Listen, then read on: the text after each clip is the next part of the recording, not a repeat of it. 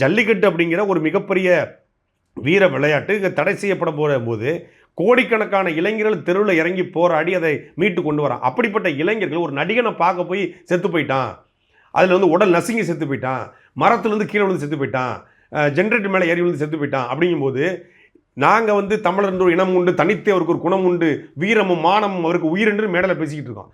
இங்கே பார்த்தா அவன் நடிகனை பார்க்க போய் சாகிறானா, என்னடா தமிழர் என்று ஒரு இனம் உண்டு, தனித்து அவருக்கு ஒரு குணம்ங்கிற இதுதான் உங்கள் குணமானு கேட்க மாட்டானா? நீங்கள் வெளியூருக்கு பாருங்கள் பாருங்கள், வெளி மாநிலத்திலிருந்தோ வெளிநாட்டிலிருந்தோ தமிழ்நாட்டை பார்க்குறான். ஒரு நடிகனை பார்க்க போய் அதுவும் 10 நிமிடம் அவன் பேச்சை கேட்கறதுக்கு 10 மணி நேரம் காத்து கிடந்து செத்தான்னா இந்த இனத்தை எப்படி நினைப்பான்? கிட்டத்தட்ட 50,000 ஆண்டுகளுக்கு மூத்த இனம்னு சொல்கிறாங்க.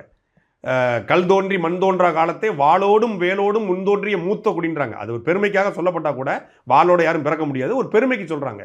ஒரு 1.5 லட்சம் ஆண்டுகளுக்கு முன்பே தமிழர்கள் வாழ்ந்ததுக்கான சான்று இருக்குது. தமிழ்நாடு மட்டும்தான் இந்தியாவிலே வந்து 1.5 லட்சம் ஆண்டுகளாக இருக்கக்கூடிய ஒரே ஒரு நிலம்ன்றாங்க.